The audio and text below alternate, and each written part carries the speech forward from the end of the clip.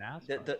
You guys making electricity companies and mining hardware companies rich because you're not smart enough to change your proof of work is making the world worse, not better. You should just do a proof of work change. The whole world already figured it out. There's 20 proof of stake systems that have been working fine for years, but you guys are like, it's not happening. It's not happening. Yes, it's happening. No. It's already happened. You just aren't learning about it. The only way to link the physical and the digital is through energy. That's the only way to fucking do it. Okay? Yeah. And so what do you think you use to buy someone else's stake? Important. Yeah, you buy it from somebody else instead of from the evil mining company. You buy it from someone else that's like you, a similar person. No. And what Bitcoin does is it transforms. You bought an S9 miner, right? Energy. Who'd you give your money to? Some dude on fucking right. eBay. Or and you continue to pay who now in order to run it? The electricity company. And so you're correct, a slave to those two people. No, I'm not a slave. No, because I mean, okay, so are you a slave when you fucking watch TV or fucking? I don't watch TV. Are you a slave right now? Okay, are you a slave using your computer to the electricity company? You know, so that argument is a fucking moot point. Okay, someone's got to produce the electricity. You can't argue for decentralization, and then I point out that you're hypocritical and that you're full of centralization, and then you say, it doesn't matter. It does matter by your own definition. You care about decentralization, which means mining pools bad, few mining hardwares worse than more mining hardwares, less countries legal to mine worse than more countries, the possibility of government attack that you guys haven't got a solution to ready. Ethereum has a solution to change the proof of work now. What's the solution? Well, they wanted to get rid of ASIC miners, and they've wanted to get rid of ASIC miners for a long time, and certain coins do. It's not going to happen. And it's not going to happen. They're doing the merge within, what, 3 months, 4 months, they say? Who knows? Maybe it takes a year. But at some point, they will get rid of proof of work. It's happening. And they're not the only guys to do it. Sorry, I misunderstood that. So what's well, they have two. They have two. So first of all, they already have. What I was saying was not going to happen is that proof of work's not going away. Proof of work will always be around. No, but that's worse for the world. No, it's not. It's better for the world because it actually prices energy accurately over time. A proof of work system needs to scale up the amount of energy that it utilizes in direct proportion to the amount of value that it is defending. So that the cost of a 51% attack is higher and higher, the more value the network is protecting. And so we have no idea where that threshold is. Nobody has. We have do, no idea because we see crap coins that are proof of work.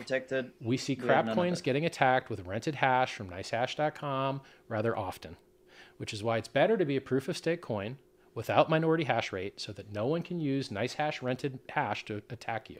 Dude, the attack vector on proof of stake is so much easier. You just go to the fucking bag holders who pre-mine the shit and then you change the rules there. Simple. And what, you borrow it from them and say, hey, lend this to me so I can destroy the value of it and then I'll give it back to you? It doesn't work, which is why you've never seen it. It doesn't work, which is why you've never seen it. Listen, that's these attacks... an attack vector for the so-called regulatory arbitrage. Is that like if the World Economic Forum or something like that wants to change something with it, they're attacking you, not me. They'll have a chat with fucking Vitalik and they will say, hey, let's do this way. Simple as that. The WEF guys and the EU guys are attacking you with proof of work. We're the real threat. They're empowering me. If I didn't defend those guys, Pulse Chain would do better. No, I'm not. I'm still doing the honest thing and supporting Bitcoin and supporting proof of work because it's disgusting that they'd be able to pass that law. I'm defending you guys against my own economic interests. If I was acting my own economic interest, I'd say, yeah, proof of work is destroying the environment and it will destroy more the higher the price goes. So kill it now and then come to Pulse Chain where we don't blow up the environment. We don't have an environmental impact. Maybe you're not that retarded yet. Maybe you're not that I'm being the yet honest guy. It's a false claim. No, you every day that you run your miner perform something which hurts the environment and the price. No, it doesn't hurt. You earn coins, and then you sell those coins to pay for pollution. Every day you use your computer, you fucking hurt the environment. Every day someone uses a dryer, you hurt the environment. Every day orders of magnitude less. No, it's not. No, a fucking dryer actually. You're talking about Bitcoin miner than my fucking miner. I've run my own Bitcoin mining farm. You're not going to tell me about Bitcoin. I used to mine Bitcoin full blocks on my vehicles.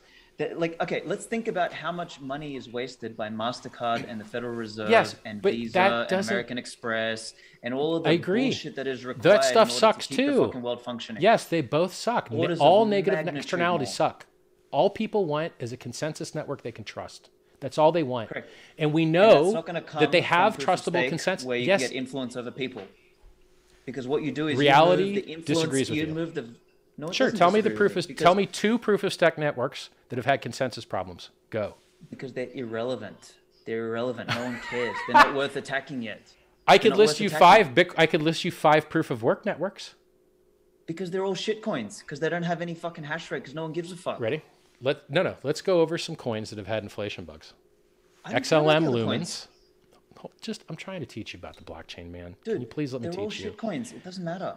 It matters because people are losing money on them. Okay, I'm trying to save people. Just learn. I'm telling you, this only takes a minute. Stop being Jesus Christ, for fuck's sake. He was skinny. I'm more like a Santa. So we've had Bitcoin with 2 inflation bugs. Good one. Thank you. Bitcoin with 2 inflation bugs. XLM had an inflation bug. Monero had an inflation bug. Bytecoin had an inflation bug.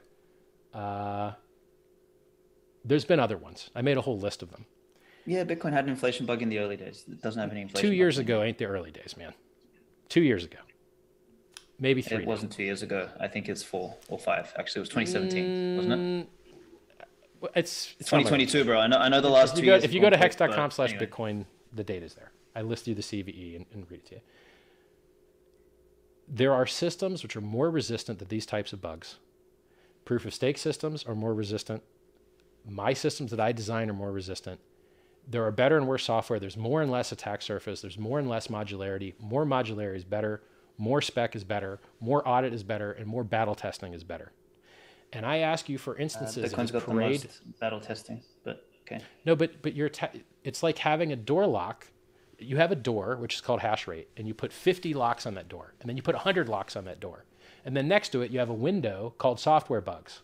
And you keep adding more and more hash rate to the place where you're not having bugs, and you're never addressing the code complexity issue where you are having bugs. More hash rate does not make you more secure, which is why your critical vulnerabilities list is gigantic, and none of those vulnerabilities was due to a hash rate problem. You don't have a hash rate problem. You have a code quality problem. And you can either throw money at it and make it better, or let it keep sucking. So I'm telling you that your idea that software security equals hash rate is remedial and tangential. No. I didn't say that. I never said that. You're saying that all these other coins I just said we can engineer around it. Look, has anyone lost money at its consensus layer network with XRP? No. Has anyone lost money at the consensus layer with XLM? No, but they had an inflation bug. Has anyone lost money at the consensus layer with Ethereum? Yeah, the DAO hacker 5 years ago. Are you seriously fucking defending XRP as something that is a logical idea? I think it is a very grossly, improperly marketed thing where they say banks are going to use it, which they're not. They say banks are using it, which they're not. But as far as the consensus network, it is fast, it is cheap, and no one's had any problems with it. I'm willing to no one uses it. Oh, well, they do. They do. Oh, really? Yeah, I mean, people don't realize this. You guys have to, if you pull your head out of your stands. Fucking XRP assholes on fucking Twitter use it. Congratulations.